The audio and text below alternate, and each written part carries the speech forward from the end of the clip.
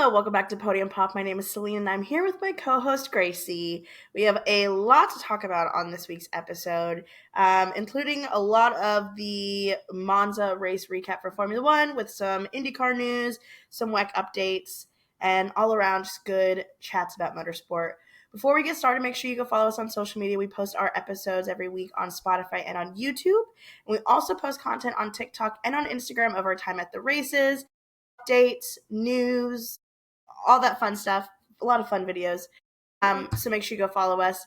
Let's go ahead. Let's pop the bottle and get right on into it. No, let's do it. I'm going to try it. Oh, go for it. Another good one. Another good one. Can I give a quick disclaimer real quick? Yeah, please do, because you need to.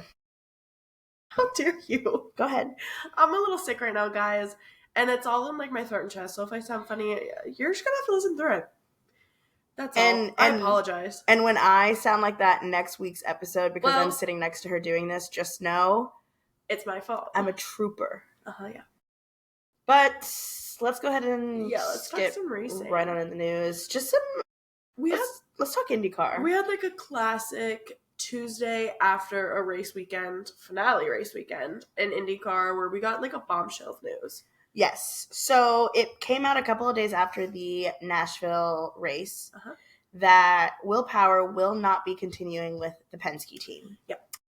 The next day, Wednesday, it came out that Colton Herta will not be returning to IndyCar. That one hurt. That hurt. That hurt a lot. It hurt. So obviously people were like, okay, well, is Will Power retiring? Is he going to the Andretti seat? Andretti did something really cute. That was cute. So they put on their social media, and Colton is known for his drumming, and so is Will Power, aka Will Power at Tootsie's. Yes, absolutely. After it was announced that Colton was returning, Andretti admin put a little video of them posting a sign up on a wooden pole outside, just being drummer, looking for a drummer or seeking drummer, something like that. Everyone's like, okay, Will Power basically is just confirmed there because Will Power is known for his drumming. Yeah, for sure. Sure enough, not too long after that, it was announced that Will Power is going to Andretti in the number 26 car. Crazy. It's going to be interesting. It's going to be interesting, and I listened to the, well, first let's talk about what Colton's doing, and then I'll get to that. Okay. Colton is going to be Formula One Cadillac team's test driver. Mm-hmm. So not exactly a reserve driver. Right. He's going to be their test driver. And so basically everyone's like, well, he's going to work his way up to get into that Formula One seat. Colton himself said many times, in the past week or so, that Formula One's his dream. He's been working towards it. He raced in the European Series forever ago. And this is, just him kind of last try to get over into Formula One and try it out.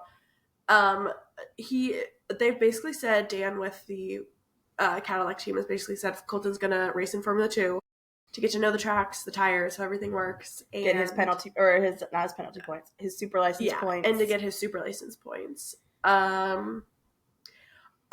am super sad he's leaving IndyCar. Obviously. Yeah. I'm just so excited to see his next adventure for him. I know. I think everyone's well, he hasn't really won the Indy 500. He hasn't won the championship. But the thing is that, and someone was talking about this, and IndyCar loves Colton. He is so established in IndyCar. He has such a huge backing. His dad, he's so involved. Yeah. Growing up, he's been so involved in it. He is ingrained in IndyCar. When you think Colton Herta, you think IndyCar. Absolutely. So to step out of his comfort zone, go and take an opportunity that's presented itself. If he were to wait a year and not take this opportunity, who knows if there's ever an opportunity for him to race in Europe after that. There's no guarantee. Yeah. And to be fair, there's no guarantee that there'll be a spot in IndyCar for him if he comes back. But I think it's brave of him to take that jump, to take that leap. And it also just feels like, I'm going to get a little parasocial for a second. Oh, for sure, It feels like that's my friend going to Europe. That's my friend. They're going to Euro summer. They're going on their Lads on Tour. Oh, my God, he's going on He's just going to do some Lads on Tour shit. But it does feel like someone, it's just it's so exciting because, it feels like, okay, American race fans, IndyCar fans, we're all back in Colton. Absolutely. We're putting our eggs in Colton's basket. Yeah, we are. If he goes to Cadillac, I'm in for Cadillac. if he goes to another team, I'm in for that team. I'm so excited. I'm so really excited hope he doesn't too. end up at Alpine somehow. Don't say that. That's really Stop mean. That was talking. mean. That was mean. That was mean. No, I take it back. well, they're lost in the championship right now. I also feel like you can't fault someone for wanting to chase their dreams. Right. Like we said, he knows this is an opportunity, and I feel like a lot of people were like, I saw some people that were very upset that were like, he doesn't think as highly as Indycar as we thought he did. I don't think that's the thing at all. No. I think it's just he's chasing, like you said, a dream he's always wanted to try. Why not give it a shot? Why not? And like, I feel like even if, maybe also I feel like he probably knows like Cadillac is not going to be the best for a while. Right. And I feel like maybe he's obviously knows all this, I feel like. Yeah. I don't know. I'm excited for him. I'm excited for him too. I think it's going to be really different for him, and I think he's going to face a lot of frustration. Absolutely. But I truly am excited to see what he can do, and it just felt so special having Logan Sargent in Formula One as an American race car driver. So to have another one come back, it's going to, I don't know, it's just like that's our hometown hero. Hometown being the whole of the United States, but like that's our hometown guy. He can have it. He can have the whole United States, the whole country. Take Ohio. Take Ohio. You can have it, Colton. Kentucky, it's yours. Done. I'm sure he wants. Throw Indy in there. Well, he already has Indy. Yeah, he has Indy. He has Nashville. He's got the KOI. Yeah. He got the important parts of America. Kentucky and Ohio. Sure. It doesn't get more important than that. What else do you need? What else is outside of those 3 states? Nothing important. Nothing important to me. But yeah, we're super excited for him going to F2. Yeah. We're excited for Will Power to go to Andretti. I'm interested to see what the sponsorship is going to be like for next year's Andretti team. Very interesting. Is it going to stay Gainbridge? Is Gainbridge going to go and sponsor Colton in F2? Probably not. I don't really know how that works. Probably not. Could be like a minor sponsor. They're sponsoring Sebastian Weldon. Yeah. And they could be a bit one of the formulas. I think it's F4? British F4 or Italian F4. Might be Italian. But they do sponsor him, so maybe they'll be sponsoring Colton or maybe at least a minor sponsor. What makes me think is they're going to stay with the 26 is because Will Power kept joking that, because Verizon was his sponsor, Will Power kept joking that he was like, I haven't had to pay a cell phone bill in years. So I'm assuming that Verizon sponsor is staying with, and that's like Penske. His main sponsor. Yeah. Staying with Penske, and then Gainbridge will keep. Yeah. With Andretti. It has not been officially announced who's taking over for him at Penske, although it is heavily rumored and pretty much confirmed. Non-confirmed, but confirmed that it'll be David Maluka stepping into the Penske seat. We've talked about this. We talked about it a lot actually on our episode with the Lap It Like It's Hot girls. Oh, yeah. And we talked through if we thought David was ready at the time. We were not sure. I'm still interested to see. I think he's ready to be in a top car. Yeah. But I don't know how competitive he's going to be with his teammates, which is fine. Yeah. He's younger in his career than them. He's learning a new car, learning a new team. But I just hope that he is able to keep up enough.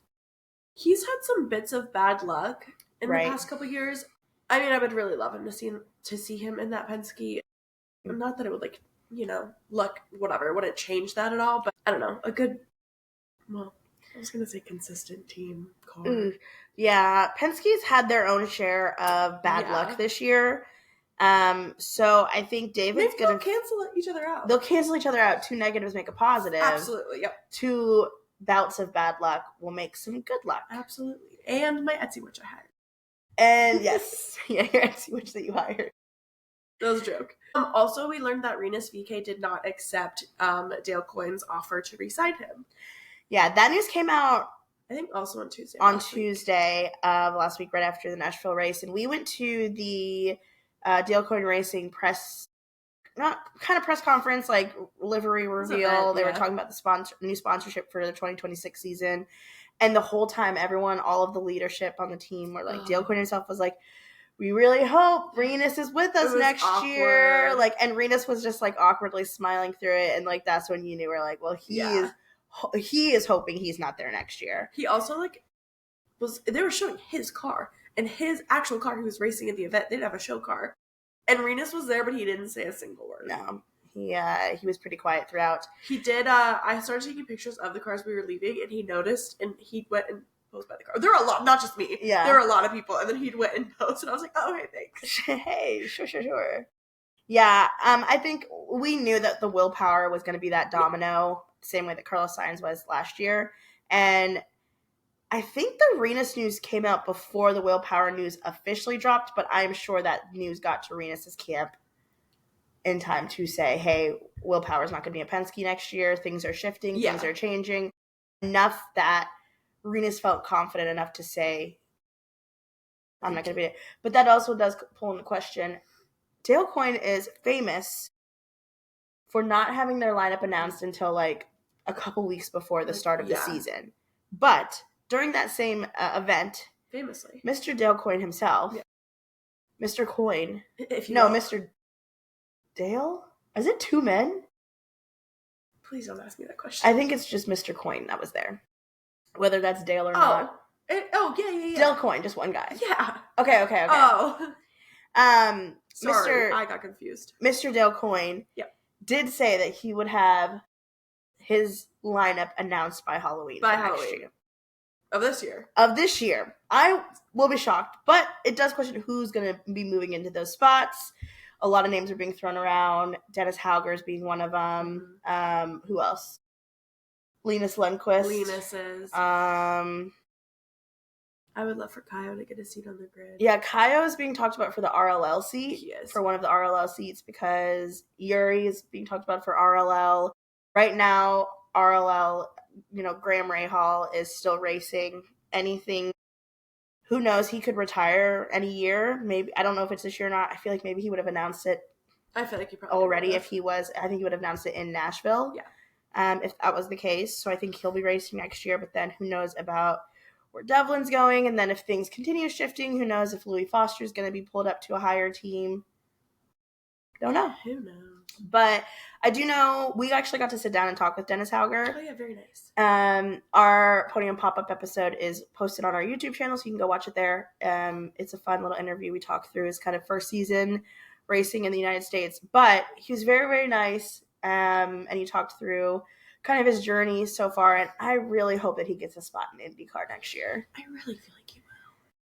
I sure hope so. Yeah, I sure hope so. Let's continue. Absolutely. We got a lot to get through. Let's talk a little bit about the viewership for IndyCar. Oh my gosh, we had great viewership. Gracie's going to hit you with some stats. I am going to hit you with some stats. A lot of people have been talking about it because the stats, the age range that, like, we are talking to with you all, like, mostly we have, like, 18 to, 35-year-old people listening to our podcast. Yeah.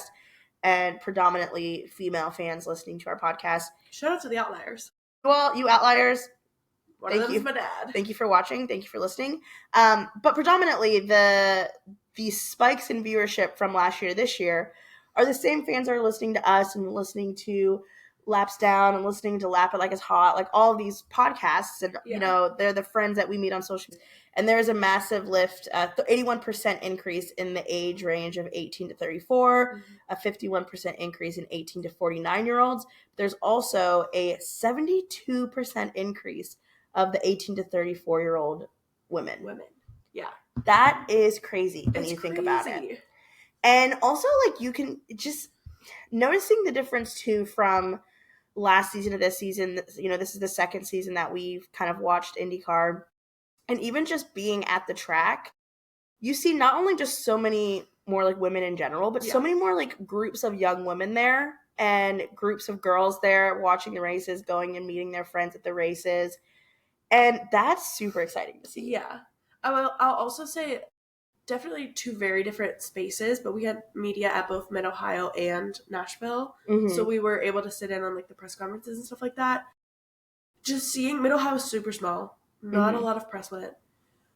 We were 2 of 5 women in that press conference room. Yeah. And then seeing just that Nashville, and I'll be honest, I felt a little defeated.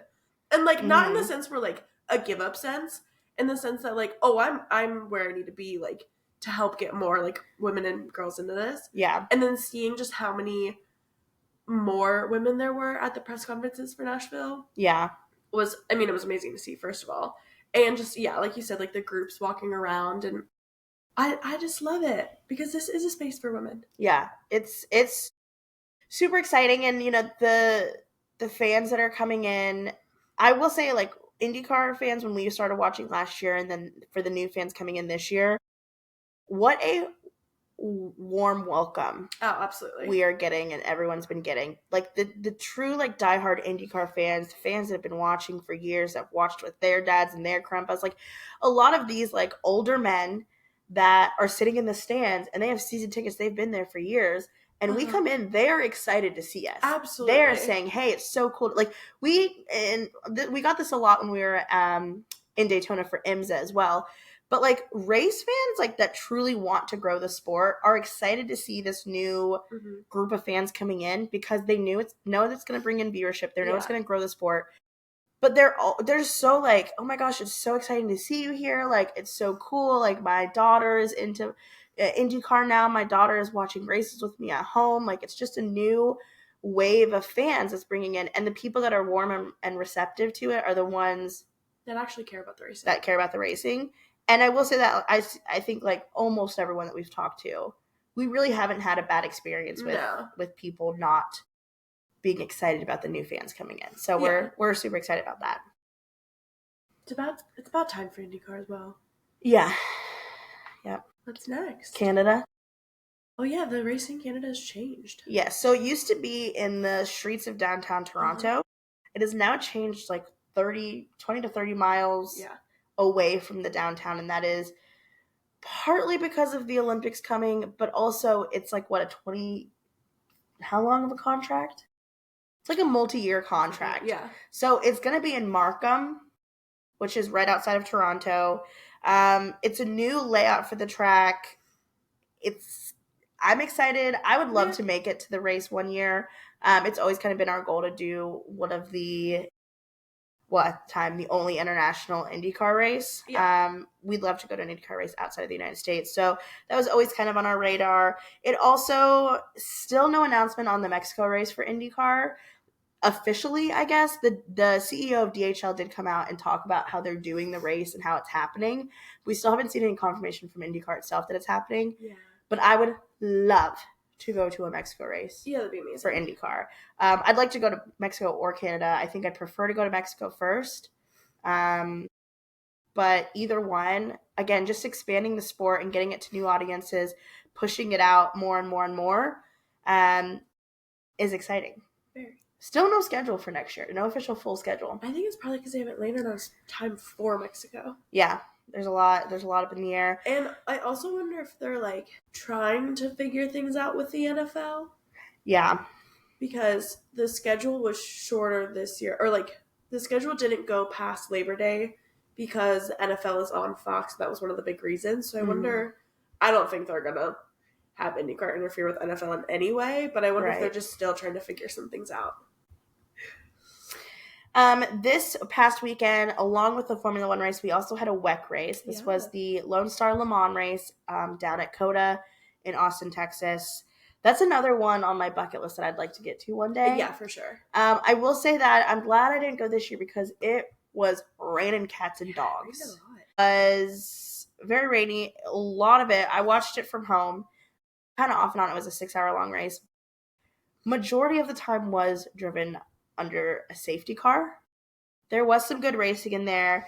For the hypercar category, the number 6 Porsche Penske won. For the LMGT3 category, United Autosport. Number 95, if we can't win in Formula One, at least McLaren's winning in WEC. We got to count our blessings. Were they the ones that got the win because Ferrari got...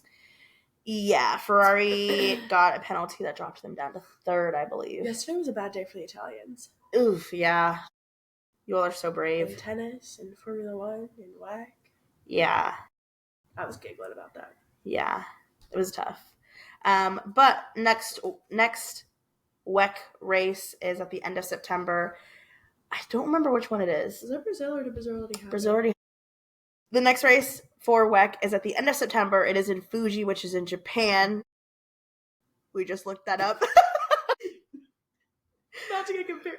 Oh, shoot. Not to be confused with Fiji, which is where Survivor is filmed. That one. It's going to be the race in Fuji. End of September. I'll hopefully be watching that one as well. That one, the times are going to go crazy for me. The times will go crazy. So that's fine. Should we talk about Formula One? Whoa. Should we? Yeah. Start with FP1. Yeah, we had Alex Dunn and Paul Aaron doing a free practice session. I completely forgot that Alex was doing free practice for Oscar. And I was like, I woke up in the morning and I like looked at the results and I'm like, no, Lando's down a little bit. And then I kept scrolling and I was like, where the fuck is Oscar? I was like, oh yeah, Alex drove the car. Oscar? Oh no, literally. Oscar. Out loud, I was like, where is Oscar? What happened? It's fine. He was in the garage sitting. He was hanging hanging Oscar out. back for the weekend. But yeah, that was really the big thing from the practices. Yeah, I didn't watch practice this weekend at all. I just watched the highlights. No, I take that back. I watched FP3. Okay. No, That's I didn't. early. I watched FP2. Okay, that makes more sense. Qualifying, pretty standard. A couple things to note. Isaac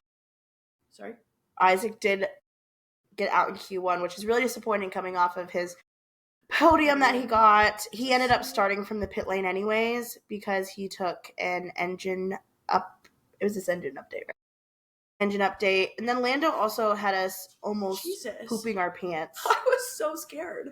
Because he almost didn't make it out of Q2. Apparently it was all part of the plan. He ended up, I think it was a double cool that he did, but still was terrifying. It was really scary. Like, Lewis popped over the top. Also, Lewis was down there in Q2. Lewis popped over, and then I was like, oh, God, it's so over for us. And then I realized he was going again, and I was like, oh, we're actually fine. Yes. But it was still scary. I would like it if he doesn't do that again, though. Yeah, can you please just chill a little bit? Also, that's the very first time in his career that Isaac Hedger has not made it out of Q1. But what an amazing run for first season of Formula One. Absolutely. To be how many races in now? 14? I think so, yeah. 14 races into the season, over halfway through, and to have made it out of Q1. I actually made it into Q3 every single. Did he make it into Q3 every single time? I believe so. Every single time? I believe so. That's my rookie. Yeah. I'm so excited for his career. I'll say it a billion times. I think it was never gotten out in Q1 was the stat. Okay.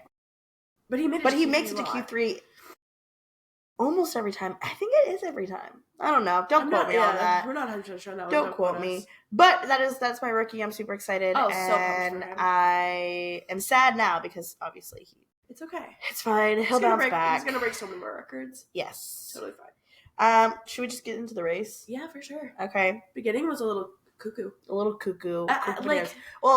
Max got pole. Oh, yeah, sorry. It went Max, Lando, Oscar, Charles,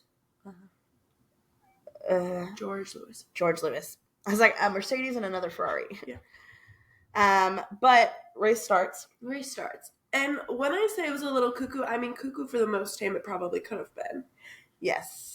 At the very beginning, Max and Lando were side by side for a while, going into the first little turns. I forget what that's called. Max like slightly pushed Lando off, or a little bit. I don't know, whatever. And then Lando was in the grass for a bit. Max overtook while off track, technically speaking, and then to just avoid anything from the FIA, the team told Max to give Lando the spot back. Lando led for like maybe a lap or two, and then Max immediately took back P1. Yeah, Max was on fire this weekend. Was. Yeah, Lando just couldn't get out of his DRS because Max was so good and right there on him the whole time. Like, I was watching it, I was like, oh, there's no way Max is it passing him again. Right. He was right up there. He was so good. Max and the Red Bull looked really strong this weekend. Like, it felt like 2023 all over again. Yeah, and it was truly like he it doesn't take much. Like, you give Max like a slight advantage and like, okay, he's going to run away with it. And that's exactly what he did this weekend. For sure. Was just amazing. True masterclass. God. As you know, like he is right now, like as a McLaren girl, Max Verstappen is our biggest competition. For sure.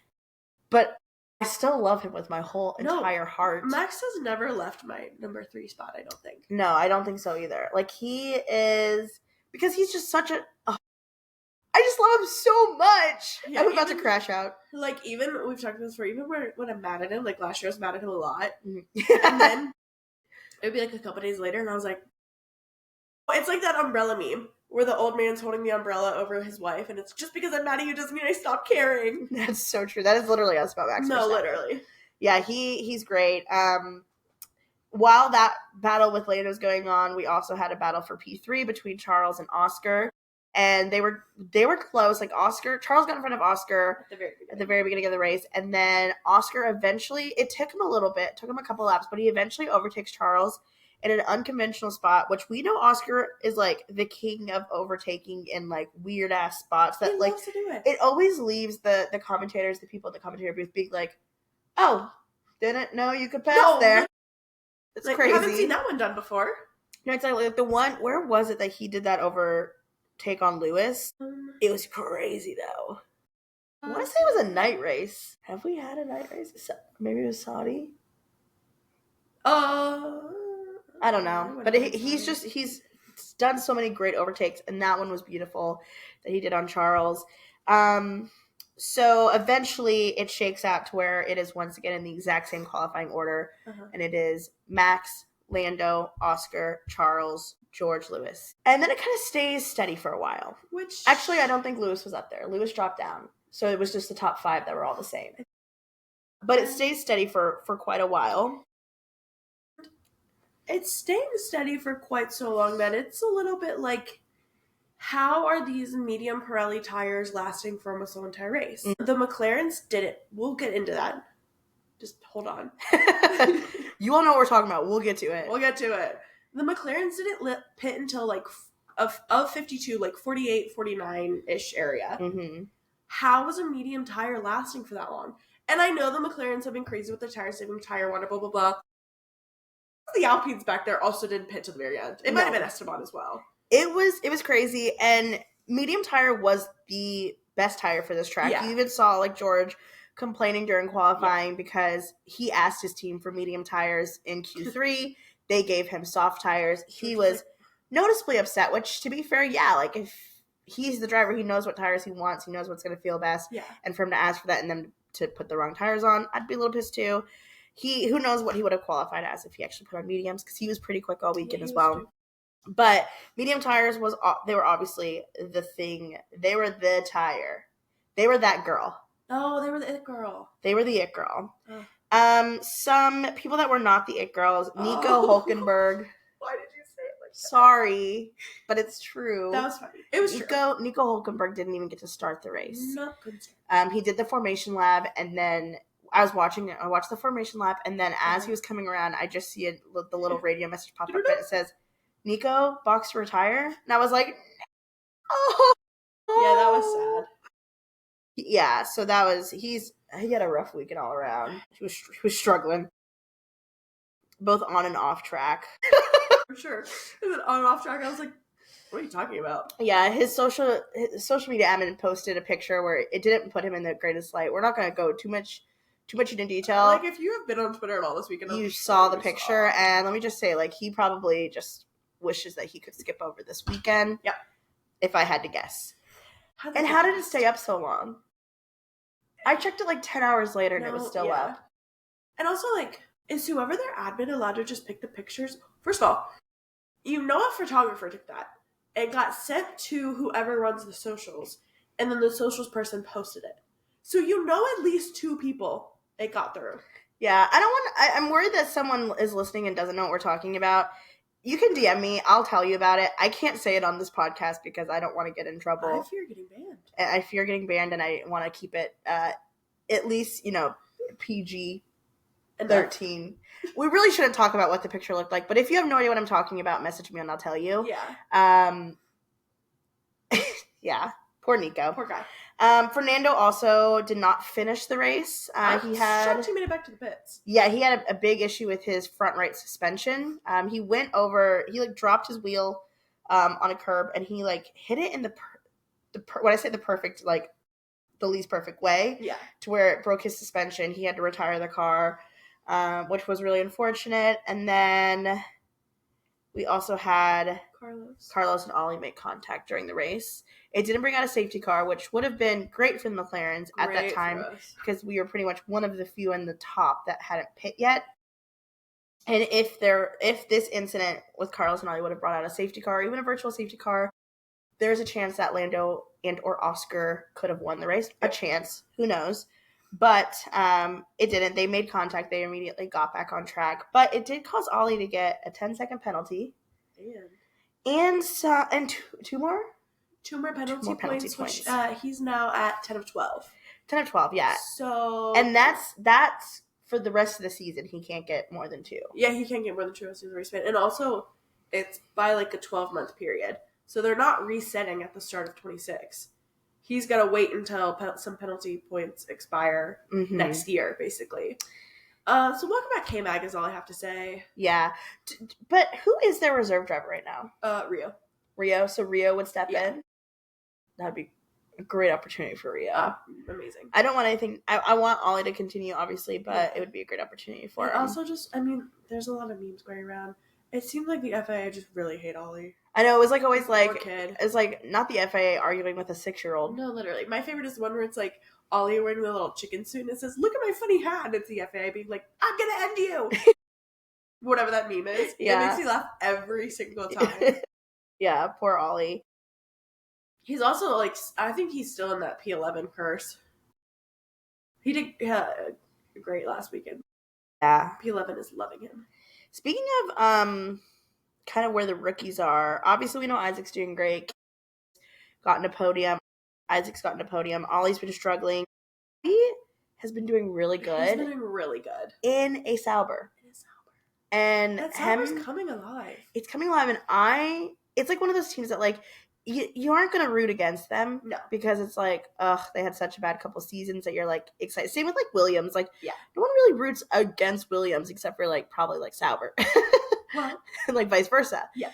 But for Gabby to be doing as good as he is higher in the driver standings than Carlos Sainz. He is higher.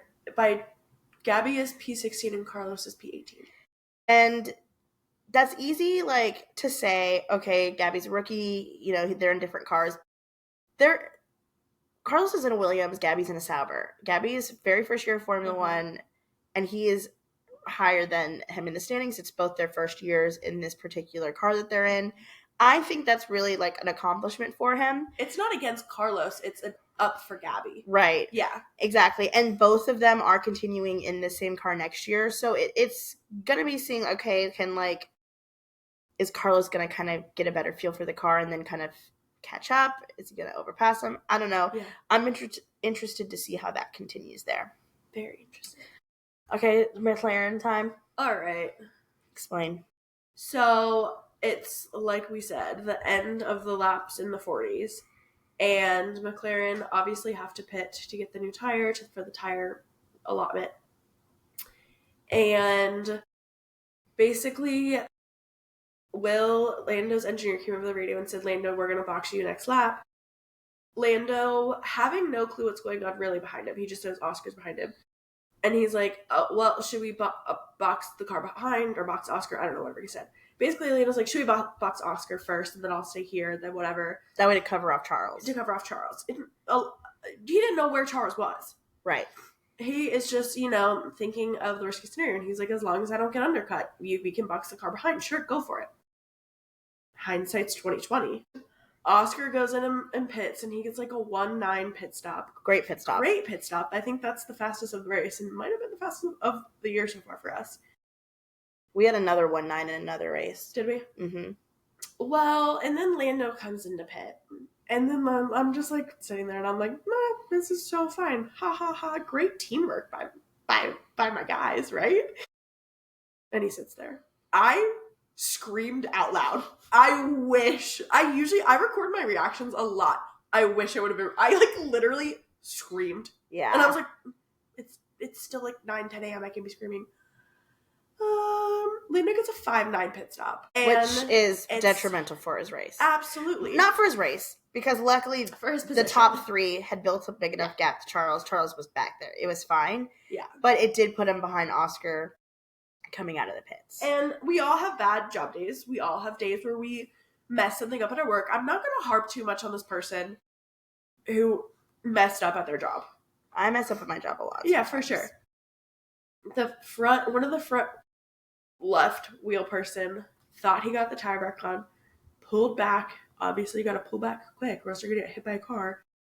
And the light hasn't turned red. Something is wrong. And the guy in front of him hits him, or he taps him, sorry, not hits. And is like, yo, that's your tire. That's not on. So then he has to go back in and tighten it all the way. Then Lando can go. So, nothing Lando did on his own. Right. Lando comes back out. He's behind Oscar. Lando, he's not saying a word over the radio. Not a single word. He's pissed. And then Tom comes over to Oscar and says, Oscar, we're going to have you swap back positions with Lando. He had a slow stop. Yeah. He brought up Hungary 2024. And then Oscar was like, I thought we said a slow pit stop was a part of racing. But Oscar did it anyway, like right away. Lando still, once again, not saying anything on the radio. Bella's like, okay, you're back out on the track. And then he's like, okay, Oscar's going to let you through. Dead silent. And so it's bringing up a lot of, should McLaren have interfered? You know, is this how they want to go racing? My opinion? Yeah, you go first. I don't think they should have called team orders on this. I think that a slow pit stop is a part of racing. And it comes into question like Hungary last year. I truly think that they're very different situations. And you can say all day like, hey, this is just like Hungary last year. No, that was a strategy call made by the team with the conscious decision of, you know, this happening versus a slow pit stop. It's part of the team. It's a team sport. As much as people don't want to think that it is, it's a team sport. I think that it was silly for them to ask for them to switch positions. I mean, it seemed like they talked about it beforehand. Uh-huh. They have these strategy calls. You know, they have these meetings beforehand saying, in this situation, we're going to do this. In this situation, we're going to do this. By Oscar's radio, it sounded like maybe they, like, talked about, like, hey, if this situation happens and one of them gets a slow pit stop, we're not going to switch you because it sounded like they said it's going to be part of racing. Who's to know if that's true or not? Yeah. But I think it was silly for them to ask them to switch. I think they should have just let them race it out. I think Lando would have caught him anyways. Lando was really quick this weekend. Yeah. But the fact that they asked him to switch just basically said, hey, we don't think that you can catch him. McLaren just makes really silly calls. And yeah, they do. And this all stems back from if Hungary never would have happened, I don't think they would have ever made this call. No. And now they're just getting themselves into a cycle of, okay, is this going to continue? Is it always going to be back and forth? I'm hoping that this is like, you know, an eye for an eye situation. Go ahead. But I really hope they don't do it again. I don't think they're going to do it again. I also think Lando could have caught him. He was quicker this weekend. He came out behind Oscar, but I feel like there would have been enough time. Maybe. I don't know. Also, our king Scotty Mac said that on the interwebs. And I agree with Scotty Mac. I don't think that, like, they started this new, and I get they're two different seasons. I don't think they've started a new precedent. I think the precedent did start last year with Hungary. We have different opinions on this. Two team fuck-ups, I guess, and I don't know. They called it back in Hungary, so then they had to call it today because then they were going to look like a fool for Hungary. Yeah. Like if you don't think Hungary should have happened, then you don't think Monza should have happened. If you think Hungary should have happened, then you should agree that Monza should have happened. Right. And neither of them should have happened. No, neither of them should have happened. And I think that, like, I think it can all be done and over with now. Stella said afterwards, we go race by race. We go time by time. There's not much more that they can interfere with, I don't believe. I mean, I do think Lando, like, earned that spot today, or yesterday in Monza, and I think that Oscar earned that spot last year in Hungary. I'm really just hoping it's done. I'm hoping it's done, and I think, to, like, there's so much, like, controversy right now with having two drivers leading the championship together. Mm-hmm. Not that far. Like, you know, a couple bad races, a couple good races can really change the tides of the championship very quickly.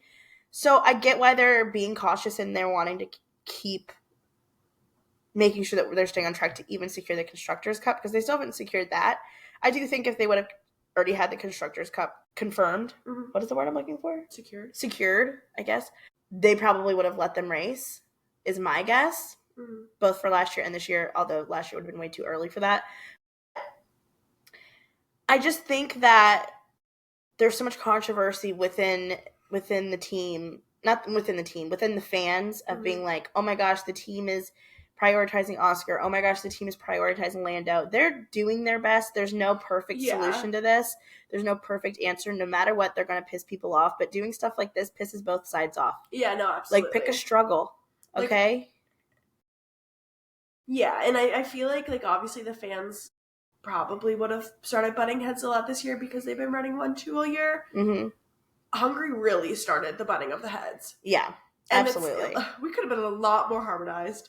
Yeah. And I also, a lot of people are like obviously making the joke, so they're like, well, if Oscar DNFs a race, are they going to make Lando DNF? Are they going to make Oscar get a mechanical failure? And like, obviously people are making the jokes that are funny, but they're doing that because it's a team fuck up. Mm-hmm. Mess up. Sorry. PG-13.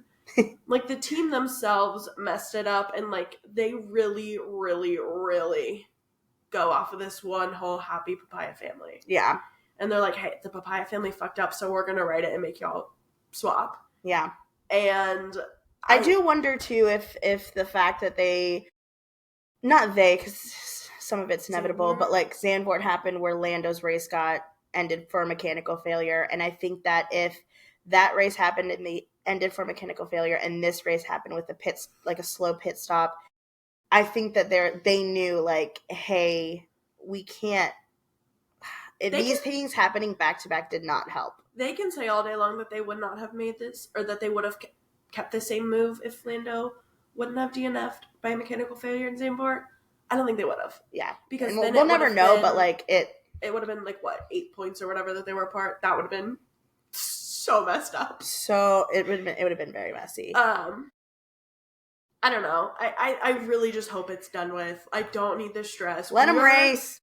We are fans of both of them. Mm-hmm. They're like, for both of us, our top two. I was about to still ask if they were still your top two. I don't know why. Who do you think would be my top two? I don't know. And like that, I don't know. Like, it's just not how I want to see my team go. Yeah, I want to, like she said, we're fans of Lando, we're fans of Oscar, but I want the drive. Like, I love them both, but I want whoever wins the championship to have earned it. Yeah, and like, it sucks so bad that Lando had that DNF last weekend in Zandvoort, but like, there's nothing you can do about it. And it could be Oscar next weekend. It could be. I hope it ain't Carson. The same thing could happen in Abu Dhabi, and he gets hit and gets 1 point. Yeah. Literally anything can happen, and also, if Lando loses by 25 points, or by 24 points, whatever, then, at the end of the day, he can say, I really should have raced better at all these races, but Zandvoort could have been my moment. Yep. And I don't know. I think, it's literally all going to be fine, and one of them is going to be upset at the end of the season. They're still going to be happy, because they won the Constructors, and they're going to be a little upset, but hey, guys, it'll be fine. There's always next year. Yep. And they both know that as well. They both can't win. And there has to be a winner. This. Yeah. Yeah. I want them to get the Constructors' Cup secured, and then I want them to be like, you boys, go have fun. Go have fun racing. For sure. Race it out. We're gonna be sitting here just watching. And I want it to get to that point. And I think that once the Constructors' Cup is secured, we'll be able to move on from it. Who knows? But anyways, Max won. And he did great. He did so good. And once again, Max Verstappen. Yeah. What a man. What a man. What a man. Really quick, as we go back to talking about Max, I feel like the beginning of the race showed that Lando finally freaking learned how to race Max. Yeah. He learned what Max is going to do, and he learned how to counter it in the correct ways. Yep. That's all. It looked like 2023 Max all over again, and that was really great to see. Yeah, I feel like he had been missing that little spark, and it's like, oh, there he is. He goes, oh. That's what it feels like again. He said, I'm back, baby. He said, I won Imola. Should I go win Monza too? Yeah, he's like, okay, I'm going to run Italy. And yeah, he did. He did. Speaking of Max, he's going to be racing this weekend. Yeah, he is. Not in Formula 1. Not in Formula 1? He is racing in the Nürburgring. Yeah, he's going to be racing. What race is it, though? It's the Nürburgring Endurance race. It's a series they do only at Nürburgring, I think. Okay, so this isn't 24 hours. I don't believe so. Okay, got it. No. But he's racing in an endurance race. I'm so excited. I am so excited too. We need to figure out how we're going to watch it. This? We need to figure out when it is for us because I'm going to do my best to be sat. Yeah. We also have Elms this weekend, which yay. The timing is also going to be... There's a chance that we're going to be watching both of those at the same time. Crazy. And I'm excited about that because I love sports car racing. I love endurance racing. It's become a new passion of mine. So to see Max getting more involved with it, he's always been interested in it, but getting more involved with it, I'm still crossing my fingers that one day I'm going to see him at Daytona. Well, he'll be there for sure. No doubt in my mind. What a day. What a day that'll be. Yeah, that'll be a crazy day. Very, very exciting. But what if he's like on a team with like Kyle or something? No, it's crazy. Or like Pato. Willpower. Yeah. That's crazy. Ben Henley. Oh, man. I would love that. Yeah. Tom Dillman. I don't think he would ever drive with the same team as Tom Dillman, but yeah, I'm excited. Should we do our pops and problems? Yeah. Okay. You want to go first with your champagne pop? I'm going to give my champagne pop to... I'm going to give it to Gabby because he's been really consistent lately. And with that Sauber and scoring those points. And I'm also giving it to him because I know a lot of people were like, sorry, bud, you're in a Sauber. You're finishing last in the championship. Yeah. And right now he's ahead of Carlos Sainz. Yep. Love that. Who's yours? I'm going to give mine to Max. I thought you were. He deserves it. Max Verstappen, Absolutely. I love you. Champagne problem. I was thinking Carlos as well. He's had a lot of bad luck lately, and it's just continuing. Yeah. Since you gave it to Carlos, I'll give mine to Nico. Oh, yeah. Ballgate. He didn't start the race. Well, yeah. We forgot to talk about it, actually. I want to talk about Alex Albon. Yeah. He has been doing fantastic. Literally today, I think it was like Formula Racers or one of those accounts tweeted and was like, who is the best midfield driver right now? And without a doubt in my mind, I said Alex Albon. Mm-hmm. He is leading that Williams team right now. Yep. He's doing so good. He's bossing it. He's bossing it. And while his highest has been like P5 this year, he has seen the light at the end of the tunnel that is a podium finish. Oh my gosh. He has seen that light, and like, what if it's like Baku or Vegas? Oh my gosh. Williams does great in those straight line speeds. I don't know. We just need to like counter that bad luck that they have sometimes. Yeah. No, he's been doing so good.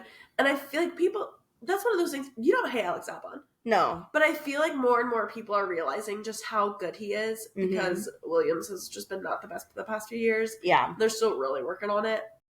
I'm just so happy for him. Yeah. And, you know, the fact that they have so much momentum right now, I think if they can continue, the Williams in general, specifically Alex, if he can continue this momentum throughout the rest of the season, going into 2026 with the new regulations and apparently this new car that James Vowles has been promising and talking about for the last, 3 years at this point.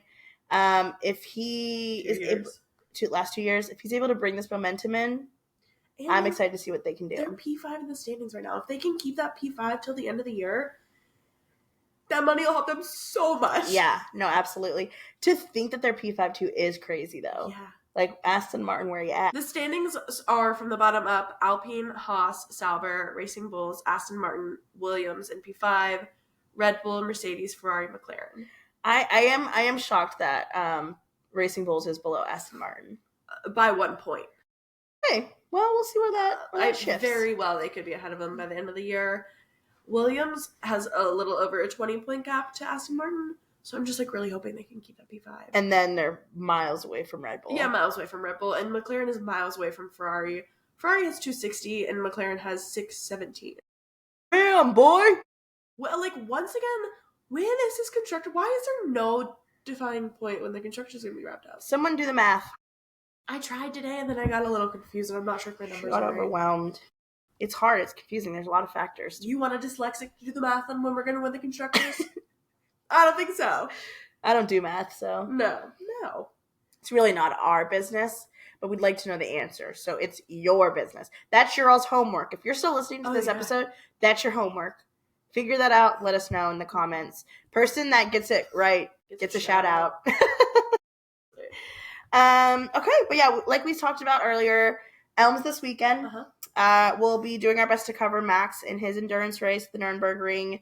And then looking a little bit farther out, 2 weeks from now, we have Baku, Formula One back in Baku. And we also have the IMSA race in Indy coming up. Logan Sargent makes his return to racing in 2 weeks. So right. And we'll be there. Yeah, we will be there. We'll be at the IMSA race. Pietro will be racing.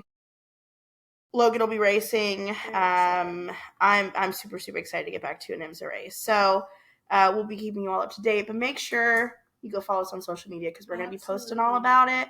We're going to do our best to post some updates about Max. We're going to do our best to post some updates about Elms this weekend. So keep an eye out for that. Absolutely. Anything else to add? Have a great rest of your week. Have a great week. Enjoy the fall weather coming in. I already have my fall candles burning. I put up my fall decorations. Yeah. I'm pumped. Yeah. Ready for Halloween. If anybody has any suggestions on what I should be for Halloween, let me know. I'm thinking I'm going to be Paddington right now. I joked that I was going to dress up like a jar of marmalade. I still could. Yeah, you still could. Who knows? Honestly, I only picked it because we did see Paddington 3 in theaters and I loved it. And I saw people dress up like Paddington to go see Paddington 3 in theaters, and they just wore a long navy blue raincoat and a red bucket hat. Yeah. I was like, Lily was Paddington last year. Was she? Mm-hmm. Amazing. Yep. Yeah. So. But I need some suggestions. Maybe I'll be Curious George. Wait, yeah. We can both dress up like animals in raincoats. Yeah. Perfect. Characters from our childhood. Was Paddington our childhood? Yeah, but it was like British. Gotcha. So like I don't think it really hit America. Like, you know, like trendy kids knew about what Paddington was. Well, yes. But I was pretty Americanized, so I was sitting there watching Barney. Really? Yeah, because Paddington was a book first, right? I haven't seen Paddington 1 or Paddington 2, just Paddington 3. Just Paddington 3, that's all that it took for her. Yeah, absolutely. To be a big fan, so. All right, well, yeah, thanks for listening. Bye, see you next week.